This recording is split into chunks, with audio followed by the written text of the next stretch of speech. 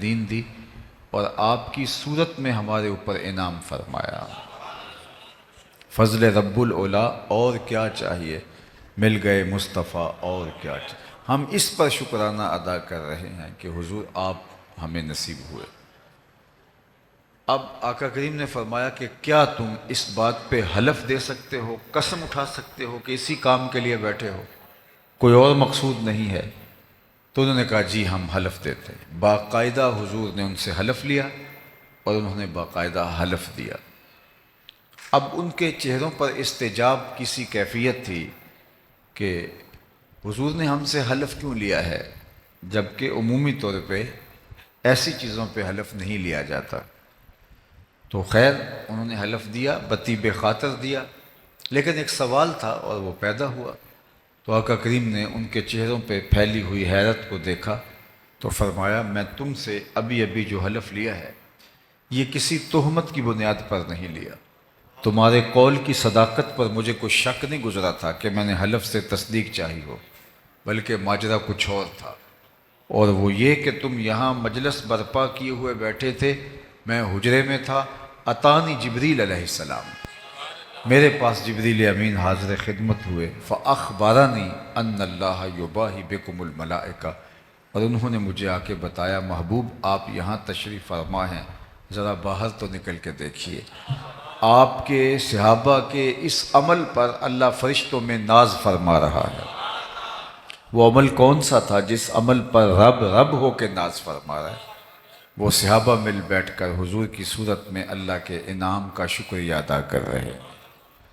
اللہ اکبر، اللہ کی رحمت سے کوئی بعید نہیں کہ آج کی مجلس بھی قبول فرما لی جائے اور اللہ فرشتوں سے فرمائے دیکھو 15 صدیاں بیت گئی، یہ آج بھی بیٹھ کے اس نعمت کا شکرانہ ادا کر رہے ہیں۔ باقی جہاں تک حضور علیہ السلام کی صورت میں انعام خداوندی کے پانے پر شکریہ کا حق ہے تو وہ ہم ادا نہیں کر سکتے۔ یہ ایک شام کی محفل میلاد کیا ساری زندگی بھی گزار دیں حضور کے نام پر پھر بھی حق کے شکر ادا نہ ہو پائے۔ ہمارے بدن پہ اتنے بال نہیں ہیں جتنے رسول اللہ کے احسانات ہیں۔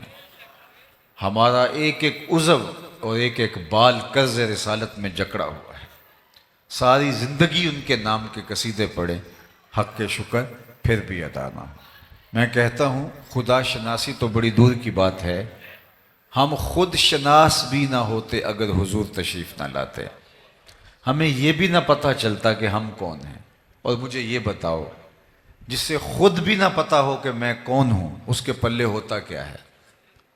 اقبال نے کہا تھا اپنے من میں ڈوب کر پاجا سراغ زندگی، تو میرا نہیں بنتا نہ بن، اپنا تو بن، اور جو اپنا بھی نہ ہو، جس سے یہ بھی نہ پتہ ہو کہ میں کون ہوں۔ تبھی تو انسان اشرف المخلوقات ہونے کے باوجود اپنے سے اتنا بے خبر ہے کہ پتھر کی مورتیوں کے آگے اپنی پیشانی کا تقدس پامال کر رہا ہے، مٹی کے مادھوؤں کے آگے سجدہ ریز ہے، لکڑی کے اوثان اس کے معبود بنے بیٹھے، اجرام فلکیہ کو، چلتے پانیوں کو، بہتے دریاؤں کو اور ہواؤں کو اور جلتی آگ کو اس نے اپنا معبود مانا، درختوں کو، مظاہر فطرت کو اس نے اپنا خدا مانا۔ انسان کی تاریخ تو اتنی شرمناک ہے، یہ مچھلی پکڑنے کے لیے کانٹے کے ساتھ جو کیچوا لگایا جاتا ہے کسی زمانے میں یہ بھی انسان کا معبود رہا، پیپل کے درختوں کو اور برگد کے درختوں کو اس نے اپنا خدا مانا۔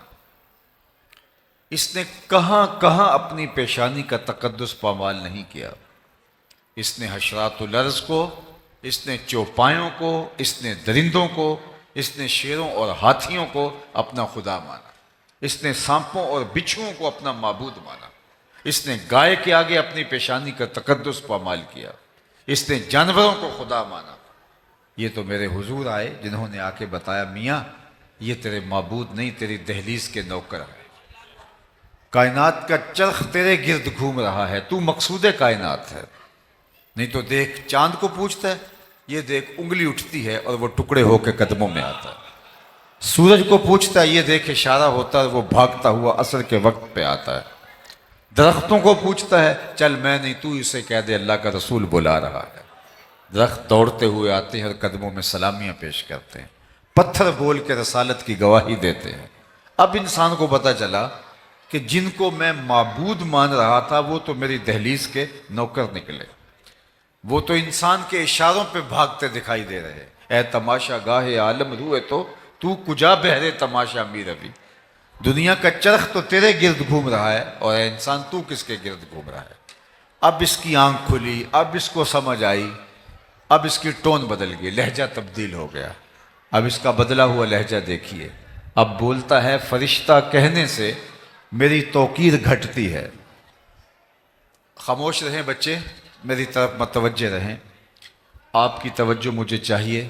فرشتہ کہنے سے میری توقیر گھٹتی ہے، میں مسجود ملائک ہوں، مجھے انسان رہنے دو۔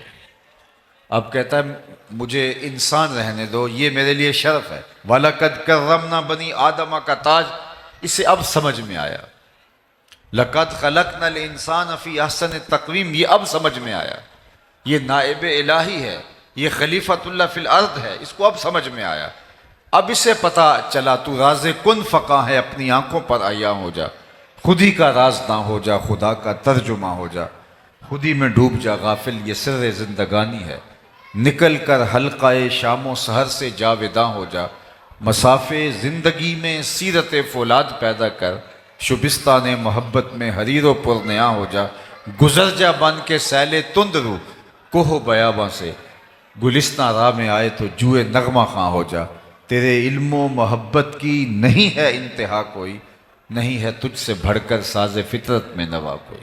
اسے اب سمجھ آیا کہ میں کون ہوں۔ دوسرے لفظوں میں یوں کہہ لیجئے، انسان کی اپنے آپ سے ملاقات ہوئی تو حضور کے دروازے پہ ہوئی، یہ نہیں، ورنہ یہ خود آشنا نہیں تھا۔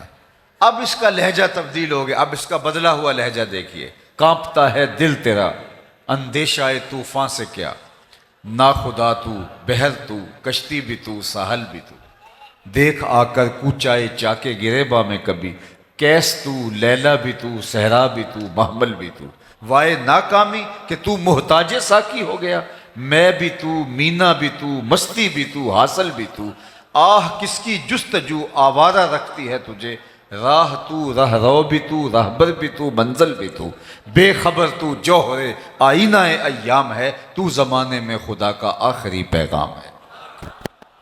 یہ راز کہاں سے ملا؟ حضور کی دہلیز سے ملا، اور اگر یہ در نہ ملتا تو آج بھی دھکے کھا رہا ہوتا انسان، آج بھی در بدر کی ٹھوکریں اس کا مقصود ہوتا۔ نہیں تو آپ اپنی ہمسائیگی کے اندر دیکھ لیں، پی ایچ ڈی ڈاکٹر ہے اور بت کے آگے ہاتھ جوڑے کھڑا ہے، کتنی بھاری بھرکم ڈگری ہے، لیکن وہ جو اپنے بدن پہ بیٹھی مکھی نہ اڑا سکے، اس کی ضرورت کی کیا کفالت کرے گا، لیکن ہاتھ جوڑے کھڑا ہے۔ دوسری جانب M B B S doctor ہے اور گائے کے پیشاب کو چسکیاں لے کے تبرک سمجھ رہا ہے اور اس کو پی رہا ہے، اس کی طبیعت میں کوئی نفاست نہیں، اس کو اس گائے کے پیشاب سے اٹھتا ہوا تعفن اور اس کی بدبو سے اس کی طبیعت میں کوئی تکدر پیدا نہیں ہوتا۔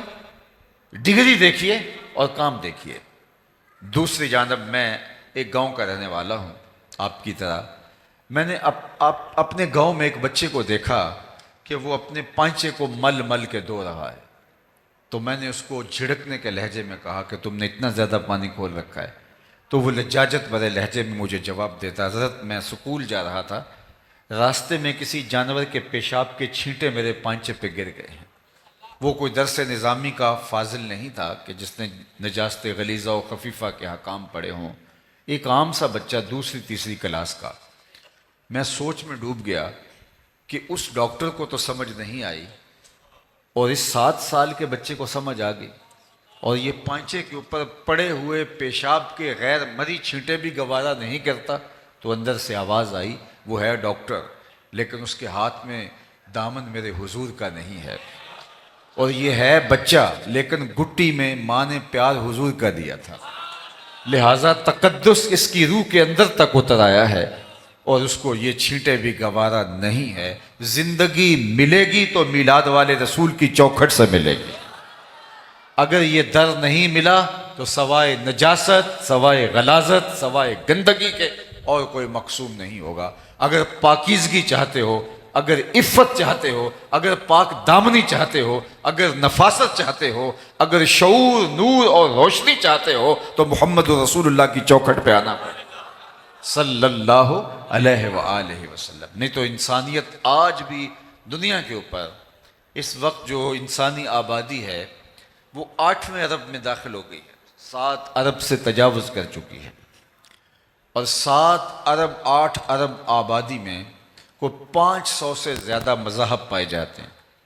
کچھ تو کسی مذہب کو نہیں مانتے، لیکن پھر بھی جو کسی مذہب پہ، کسی دھرم پہ الہامی یا غیر الہامی یقین رکھتے ہیں، تو ان کی تعداد 500 سے زیادہ مذاہب کی ہے۔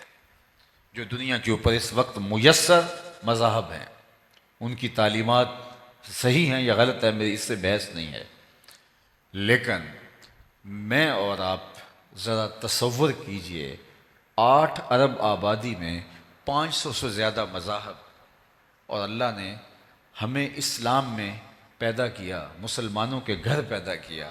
ہم نے کوئی ٹوکن دیا ہوا تھا؟ ہم نے اس لیے کوئی محنت کی ہوئی تھی کہ ہم مسلمانوں کے گھر میں پیدا کیا گیا؟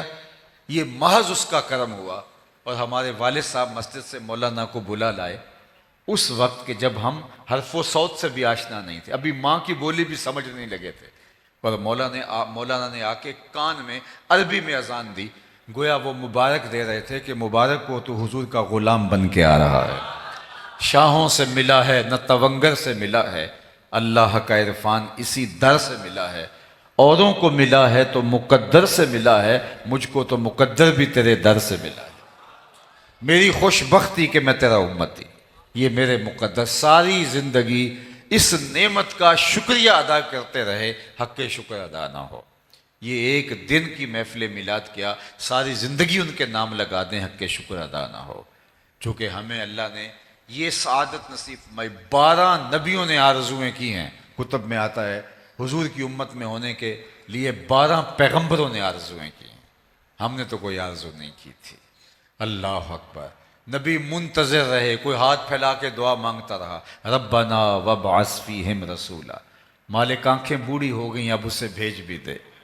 کوئی کہہ رہا ہے مبشرم برسول یات من بعد اسمہ احمد، چلو میں نام بھی بتا دیتا ہوں، یہ حضرت عیسیٰ تھے، لوگوں میں نام بھی بتا دیتا ہوں، ان کا نام احمد ہوگا۔ ایک حواری کھڑا ہوا، حضرت جس کے قصیدے آپ بھی پڑھ رہے ہیں، کیا آپ سے بھی افضل ہوگا؟ ہر مرید سوچتا ہے میرے پیر کا جوڑ نہیں ہے، ہر شاگرد کہتا ہے میرا استاد تو پھر میرا استاد ہے، کارکن کہتا ہے میرے لیڈر کا مقابلہ ہے ہی نہیں، امتی بھی سوچتا ہے میرا نبی تو پھر میرا نبی ہے۔ لیکن جب نبی خود قصیدے کسی کی پڑھ رہا ہو تو حیرت تو ہوگی۔ تو حواری نے کہا حضرت جس کے قصیدے آپ بھی پڑھ رہے ہیں کیا آپ سے بھی افضل ہوگا؟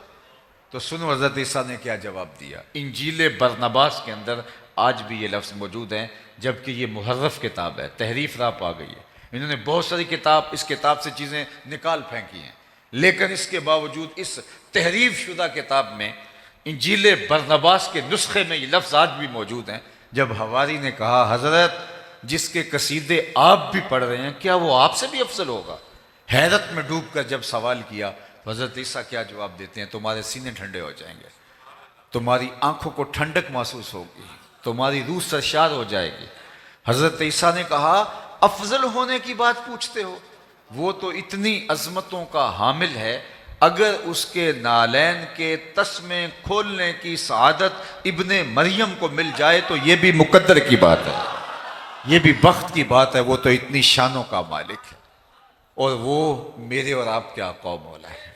کسی نے کہا بری نازم کہ ہستم امت، تو میں اس بات پہ ناز کرتا ہوں کہ حضور میں آپ کا امتی ہوں، بری نازم کہ ہستم امت تو گناہ گارم و لیکن خوش نصیبم، گناہ گارم و لیکن خوش نصیبم، میں گناہ گار ضرور ہوں لیکن اللہ نے میرے مقدر ایسے رکھے کہ مجھے آپ کا غلام بنایا۔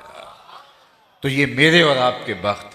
اور صاحب ایک تو مجھے حیرت ہوتی ہے کہ جب آج امت اس بات پہ لڑ رہی ہے کہ حضور کے ذکر کی مجلس کو برپا کرنا ہے یا نہیں کرنا، ابھی بھی یہ لڑائی ہوگی۔ میں پوچھتا ہوں کبھی ایسا ہوا ہے کہ پھولوں کا تذکرہ ہو رہا ہو اور بلبل کہے کہاں لکھا ہوا ہے؟ بات شمع کی ہو رہی ہے اور پروانہ دلیلیں ڈھونڈ رہا، اور یہ بھی نہیں کبھی ہوا کہ بات محبوب کی ہو رہی ہے اور محب کہے کہاں لکھا ہے۔ محب کے لیے اس سے بڑا کوئی سرمایہ نہیں کوئی اس کے محبوب کا ذکر چھیڑ دے، اس سے بہتر کوئی اس کے لیے خوشی کا سامان نہیں ہے۔ مطرب سے کہو کہ چھیڑے ذرا اس جان تمنا کا قصہ، فرقت کے بھیانک لمحوں میں کچھ دل کو سہارا ہو جائے۔ یہ تو ٹھنڈک ہے دل کی۔ شیخ مہدی الفاسی مطالع المسرات شرح دلائل الخیرات میں لکھتے ہیں، حضور کا ذکر سن کر جس شخص کے کلیجے میں ٹھنڈ نہیں پڑتی، اس کے سینے میں دھڑکنے والا دل کسی مومن کا دل ہی نہیں۔ یہ ہو ہی نہیں سکتا کہ قرار نہ پہنچے، تسکین نہ پہنچے۔ ہم نے تو اس محبت کو، اس پیار کو، حضور کی اس الفت کو عمل کے لیے مہمیز بنانا ہے۔ ہم نے تو اپنی زندگی حضور کے نام کرنی ہے۔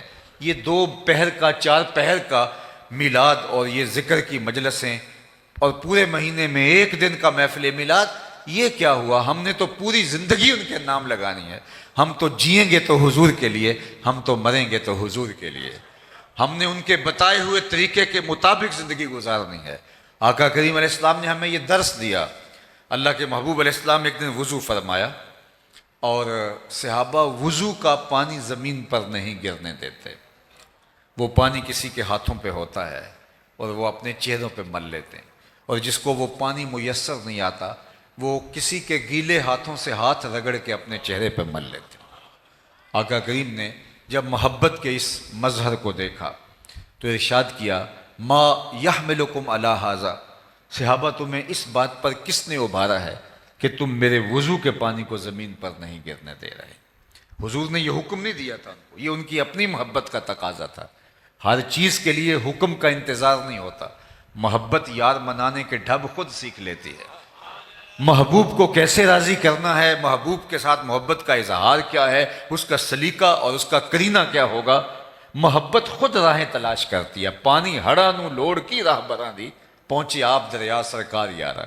وہ تھوڑا سا پانی ہو تو اس کے لیے راستے بنائے جاتے ہیں کہیں جذب نہ ہو جائے، لیکن جب طوفان کی شکل میں، سیلاب کی شکل میں پانی آئے تو پھر اس کے لیے راستے نہیں بنائے جاتے، وہ اپنی راہیں خود تلاش کرتا ہے اور آگے بڑھتا چلا جاتا ہے۔ جب عشق آتا ہے، محبت آتی ہے تو پھر یار منانے کے ڈھب بھی آ جاتے ہیں۔ تو حضور نے فرمایا، ما یحملکم علی ھذا، میں نے تو یہ حکم نہیں دیا۔ ایک دن حضور علیہ السلام نے پچنے لگوائے اور ایک لگن میں خون جمع کر لیا گیا، تو آقا کریم نے ایک صحابی کو دیا کہ اس کو لے جاؤ اور جا کے کسی ایسی جگہ اس کو بہا دو، ٹھکانے لگا دو جہاں کسی کے قدم نہ پہنچیں۔ وہ گئے، ایک پتھر کی اوٹ میں بیٹھ کے خود نوش جاں کر لیا۔ جب واپس پلٹے تو آقا کریم نے فرمایا، ٹھکانے لگائے؟ جی حضور، ایسی جگہ پہ جہاں کسی کے قدم نہیں پہنچیں گے۔ حضور مسکرائے اور فرمایا، لعلک شربت، شاید تم نے پی لیا ہے۔ قال نعم، جی جی حضور، میں نے کہا ایسا مشروب کہاں ملے گا، حضور کا خون میرے خون میں شامل ہو جائے۔ حضور ناراض نہیں ہوئے کہ تم نے یہ کیا کیا، میں نے تو بہانے کا کہا، تم نے پی لیا، لیکن حضور نے جو لفظ کہے وہ سنیے، یا غلام قد حررت نفسک من النار، اے بیٹے تو نے اپنے آپ کو آتش دوزخ سے بچا لیا۔ تو حضور کے وضو کے پانی کو صحابہ زمین پر نہیں گرنے دیتے۔ تو آقا کریم نے فرمایا، ما یحملکم علی ھذا، تمہیں اس بات پر کس نے ابھارا ہے، میں نے تو حکم نہیں دیا۔ تو انہوں نے کہا، حب اللہ و رسولہ، اللہ اور اس کے رسول کی محبت نے۔ تو اللہ کے محبوب نے پھر ارشاد فرمایا، جو یہ چاہے اللہ اور اس کے رسول سے محبت کرے اور اللہ اور اس کا رسول اس سے محبت کرے، اس کو 3 کام کرنے چاہیے۔ یعنی تمہارا یہ عمل اپنی جگہ پہ درست، لیکن کہیں اس عمل کی کیفیت میں کھو جاؤ اور کہیں عمل سے بے نیاز نہ ہو جاؤ، تم نہیں ہوگے آنے والے اس عمل سے جو ہے وہ اس اظہار محبت سے باقی عملی زندگی سے کہیں کنارہ کش نہ ہو جائیں۔ حضور نے ایک اصول دیا، فرمایا تمہارا یہ عمل اپنی جگہ پہ، لیکن سنو، جو یہ چاہتا ہے کہ اللہ اس کے رسول سے پیار کرے، اللہ اور اس کا رسول اس سے پیار کرے، اس کو 3 کام کرنے چاہیے۔ جب بھی بولے سچ بولے، جب اس کے پاس امانت رکھی جائے خیانت نہ کرے، اور جب کوئی اس کی ہمسائیگی میں آ بسے تو مجاورت کا، ہمسائیگی کا حق ادا کرے۔ یعنی تمہارا وہ عمل اپنی جگہ پہ کہ میرے وضو کے پانی کو تم زمین پہ نہیں گرنے دیتے، لیکن محبت کہیں یہی نہ رک جائے اور میرا لایا ہوا نظام کہیں تمہاری نظروں سے اوجھل نہ ہو جائے، آنے والوں کی نظروں سے اوجھل نہ ہو جائے۔ تو فرمایا کہ جو چاہے کہ اللہ اس کے رسول سے محبت کرے اور اللہ اس کا رسول اس سے محبت فرمائے، تو تو اس کو یہ 3 کام کرنے چاہیے. سب سے پہلے سچ بولے، جب بھی بولے اس کی زبان سے جھوٹ نہیں نکلنا چاہیے. یہ مومن کی زندگی ہے. مومن سچا ہوتا ہے. اور ہم کیوں سچے نہیں ہوں گے؟ ہمارے نبی کو تو کافر بھی صادق و امین کہتے تھے. اللہ کے محبوب علیہ السلام سے پوچھا گیا کہ حضور مومن بزدل ہو سکتا ہے؟ فرمایا نہیں، بہادر ہوتا ہے. لیکن ہو سکتا ہے کبھی بزدلی بھی کر جائے، آخر بشر ہی تو ہے. پھر پوچھا گیا مومن بخیل ہو سکتا ہے؟ فرمایا نہیں، سخی ہوتا ہے. لیکن ہو سکتا ہے کبھی بخل بھی کر جائے، آخر بشر ہی تو ہے. پھر تیسرا سوال ہوا مومن جھوٹا ہو سکتا ہے؟ فرمایا جھوٹا نہیں ہو سکتا. یہ طے شدہ بات ہے، مومن ہو جھوٹا ہو یہ نہیں ہو سکتا. میں اور آپ اپنے اندر اتر کے دیکھیں، اگر بات بات پہ جھوٹ بولتے ہیں تو پھر کاہے کا اسلام اور کاہے کا دین؟ ہمیں تو بتایا گیا ہے کہ تمہاری زبان سے سچ کے علاوہ کچھ نہ نکلے. اللہ اکبر. جو شخص جھوٹ بولتا ہے اس کے منہ سے بدبو نکلتی ہے، جو عام لوگ تو نہیں سونگھ پاتے، لیکن اللہ کے نورانی فرشتے اس کو سونگھتے ہیں، اس کو محسوس کرتے ہیں اور 1 میل پیچھے ہٹ جاتے ہیں. اب مجھے بتائیے، جو رحمت کا پارسل لے کے رحمت کی ڈلیوری دینے ہمارے گھر آ رہے تھے، تو گھر سے نکلتے ہوئے بدبو کے بھبوکوں کی وجہ سے پیچھے ہٹ گئے.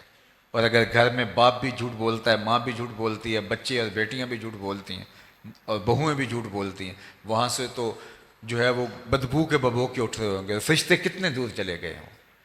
تو اب گھر میں بے برکتی، نحوست اتر آئی. چونکہ جو فرشتے لانے والے تھے رحمت، وہ باہر شہر سے کھڑے ہیں. اور ہم نے سمجھا شاید کسی نے تعویذ ڈال دی ہے، ہم نے سمجھا شاید کسی نے ٹونا کر دیا. ہم بھاگے عامل کے پاس، اور عامل صاحب تو ٹھیا لگا کے بیٹھے اسی کام کے لیے تھے. انہوں نے کہا تم وقت پہ آگے ہو، ورنہ 2 گھنٹے بھی لیٹ ہوتے تو یہ چل جانے تھے. اب تمہیں اتنے منگل آنا پڑے گا، اتنے بدھ آنا پڑے گا. اور جس کو نہانا بھی نہیں آتا تو لوگ جا کے وہاں بیٹھے ہوتے ہیں. مسئلہ کیا ہے؟ مسئلہ یہ ہے کہ رحمت کے فرشتے گھر میں نہیں آ رہے. بدبو کی وجہ سے، جو جھوٹ کی وجہ سے پھیلی ہے، تعفن کی وجہ سے، اس عفونت کی وجہ سے وہ شہر کے باہر کھڑے ہیں، گاؤں کے باہر کھڑے ہیں، ہاتھوں میں پارسل لیے ہیں ہمارے حصے کے، لیکن ان گلیوں میں داخل نہیں ہو سکتے، بدبو اتنی پھیلی ہوئی ہے. اور ہم نے سمجھا کسی نے تعویذ ڈال دی ہے، بلکہ وہ عامل کہتے ہیں بندش کر دی ہے. یہ ایک عجیب اصطلاح ہے. رزق کھولتا بھی اللہ ہے، رزق بند بھی اللہ کرتا ہے. اللہ تعالیٰ کے اختیار میں. یہ کسی کا بس نہیں کہ کسی کا رزق باندھ دے. اگر کسی کے بس میں ہو تو کوئی کسی کو 2 لقمے بھی نہ کھانے دے. رزق اللہ نے اپنے ذمہ کرم پہ رکھا. وَمَا مِن دَابَّةٍ فِي الْأَرْضِ إِلَّا لِلَّهِ رِزْقُهَا.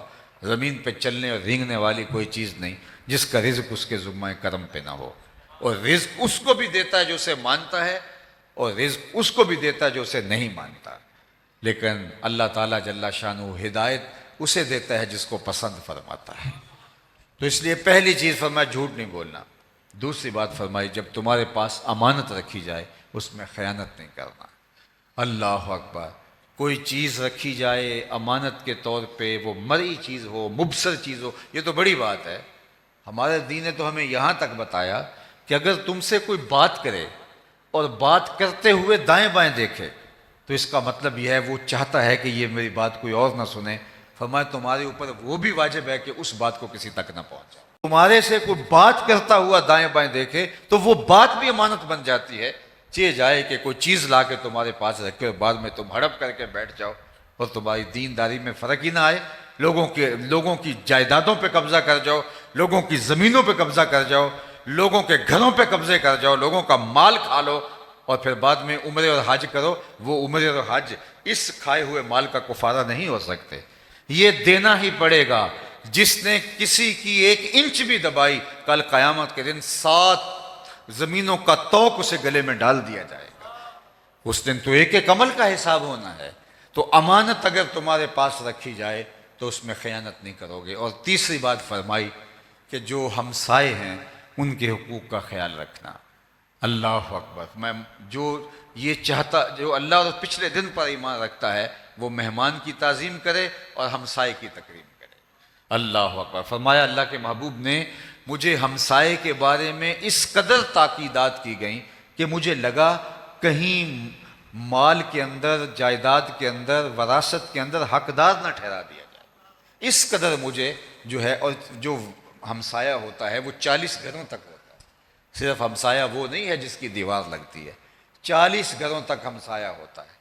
اور ہم نے تو یہ سنا ہے اگر ہمسایہ بھوکا سو جائے 40 دن نماز قبول نہیں ہوتی۔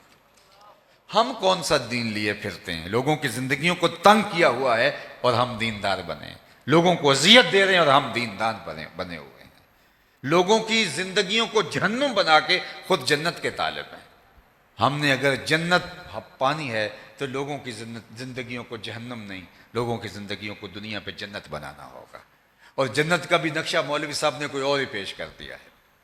ہر وقت جنت، جب مولوی صاحب جنت کا ذکر کرتے ہیں تو سوائے حور سے نیچے لینڈنگ ہی نہیں ہوتی ان کی، اور حور کے جس طرح نقوش بیان کر رہے ہوتے ہیں، حور ایک حقیقت ہے، ہمارے واقعہ میں اس کا انکار نہیں کرتا، لیکن کیا پوری جنت کے اندر صرف اللہ نے حور ایک بنائی ہے؟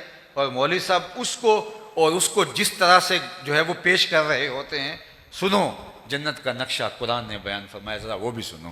لا یسمعون فیہا لغوا ولا تاثیما، جنت ایسا مقام ہے جہاں سننے کے لیے آپ کو ایسی بات نہیں ملے گی جو آپ کی طبیعت پہ بوجھ ہو، آپ کے کانوں پہ بوجھ ہو۔ ہم باہر جنریٹر لگا دیا اور اپنی تو کھڑکیاں بند کر لی، اور ہمسائے کی کھڑکیاں بھی نہیں ہیں، اور گرمی الگ ہے، اور ہم چین سے سو گئے، اور اس جنریٹر کے شور نے ہمسائے کو اذیت میں مبتلا کر رکھا ہے، اور ہم سمجھتے ہیں کہ جناب ہم تو چین کی نیند سوئے اور ہم جنت کے مستحق ہیں، ہم اس لیے سو گئے صبح اٹھ کے ہم نے نماز جماعت سے پڑھنی ہے۔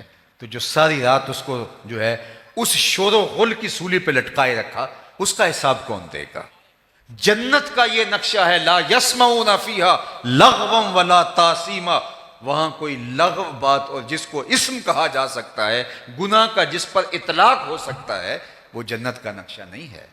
اللہ جنت بھی، میری بات سنو آپ، یہی تو ہمارے مسئلے، ہمیں یہ نہیں پتا یہ ناداں سجدے میں گر گئے جب وقت قیام آیا، ہمیں یہ نہیں پتا نعرہ کہاں لگانا ہے اور بات کہاں کرنی ہے، ہم جوشیلے اور جو ہے وہ یہ ہم سمجھنے کی دین کو کوشش کریں، ہم اپنے جذبات کی مغلوبیت کے اندر کہیں ایسا نہ ہو کہ سمجھنے سے عاری ہو جائیں۔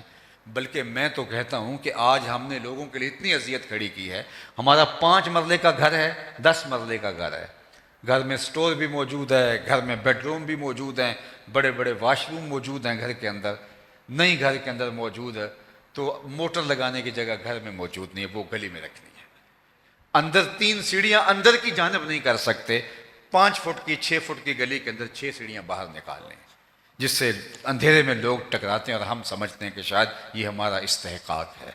یہ ہمارا استحقاق نہیں ہے، یہ ایک جابرانہ نظام ہے، ہمیں راستوں کو کشادہ کرنے کا کہا گیا ہے، ایک پاکیزہ معاشرت جو لوگوں کے لیے، خیر الناس من ینفع الناس، تم میں سے بہتر کون ہے جو لوگوں کے لیے بہتر ہے۔ ہم لوگوں کو ضرر دے کے، تکلیف پہنچا کے، اور جو ہے وہ لوگوں کی جو مفاد عامہ کی چیزیں ہیں ان کو نقصان پہنچا کے سمجھتے ہیں کہ ہم جنت کے حقدار بن گئے۔ تو صاحب ہمارا دین ہمیں کیا سکھاتا ہے؟ تو اللہ کے محبوب نے کیا فرمایا؟ تمہارا یہ عمل کہ تم میرے وضو کے پانی کو زمین پر نہیں گرنے دیتے، مبارک ہے، اس کی نفی نہیں کی، لیکن فرمایا یہ 3 باتیں بھی یاد رکھو، جب بھی بولنا سچ بولنا، کبھی جھوٹ نہ بولنا، تمہارے پاس جب امانت رکھی جائے تو کبھی خیانت نہ کرنا۔ تیسری بات فرمائی، جو تمہاری ہمسائیگی میں آبسے، فرمایا اس کی مجاورت کا خیال رکھنا۔ میں آپ کو اگر بتاؤں کہ شرک کے بعد سب سے بڑا گناہ کیا ہے جو اللہ کے محبوب نے بیان فرمایا، شرک کے بعد سب سے بڑا گناہ ہمسائے کی عورت کے ساتھ گناہ کرنا ہے، چونکہ ہمسایہ ماں جایا ہوتا ہے، تو یہ ایک پردہ ہوتا ہے اور اس کو ایک آسرا ہوتا ہے کہ یہ میرا ہمسایہ ہے۔ تو اللہ کے محبوب نے شرک کے بعد سب سے بڑا گناہ حلیلہ تو جارے ہی فرمایا کہ جو ہے وہ ہمسائے کی عورت کے ساتھ جو ہے وہ ایسا عمل کرنا جو نامحمود ہے۔ تو مجھے اور آپ کو دیکھنا ہوگا کہ ہم کہاں کھڑے ہیں، اپنی اولاد کو دین کی راہوں پہ ڈالنا ہوگا، اور یہ میلاد صرف جھنڈے اٹھانے کے لیے نہیں، نعرے لگانے کے لیے نہیں، یہ میلاد ہمارے اندر کو سنوارنے کے لیے۔ میں جھنڈوں کا منکر نہیں، میں خود بھی جھنڈیاں لگاتا ہوں، خود بھی چراغاں کرتا ہوں، لیکن میں اس بات کا قائل ہوں کہ جھنڈیاں صرف گلیوں میں نہ لگائی جائیں، دل کے ایک ایک پرت پہ بھی نام محمد کی جھنڈی لگائی جائے۔ میں چراغاں کا قائل ہوں، لیکن میں کہتا ہوں چراغاں صرف بنیروں پہ ہی نہ کیے جائے، کوئی دیا، کوئی موم بتی لے کے دل کی اندھیر گلیوں میں بھی آیا جائے، یہاں بھی بہت ظلمتیں ہیں، ان کو بھی مٹایا جائے۔ میں گلیوں کی صفائیوں کا قائل ہوں، میلاد آ گیا ہے، لیکن میں کہتا ہوں کوئی جھاڑو لے کے دل نگر میں بھی آؤ۔ یہاں بھی حسد کے کوڑے پڑے ہوئے ہیں، یہاں بھی بغض کے ڈھیر لگے ہوئے ہیں، یہاں روڑیاں ہیں جو ہے وہ نفرتوں کی۔ تو کوئی جھاڑو لے کے اندر بھی آؤ، دل کی گلیاں صاف کرو، چراغاں بھی کرو، جھنڈیاں بھی لگاؤ، پھر نظر جھکے گی تمہارا دل مدینہ بنا ہوا دکھائی دے گا۔ تو اللہ جل شانہ کی بارگاہ میں دعا ہے کہ اللہ حضور کے میلاد کی برکتیں ہماری روحوں میں اتار دے۔ چونکہ وقت عصر سے لے کر نماز مغرب کا جو ہے وہ اتنا زیادہ نہیں ہوتا، تو میں انہی کلمات سے اپنی گفتگو کو سمیٹتا ہوں۔ کار ما آخر شدو، آخر ز ما کار نشد، مشت خاک ما غبار کوچہ یار نشد، و آخر دعوانا ان الحمد للہ رب العالمین۔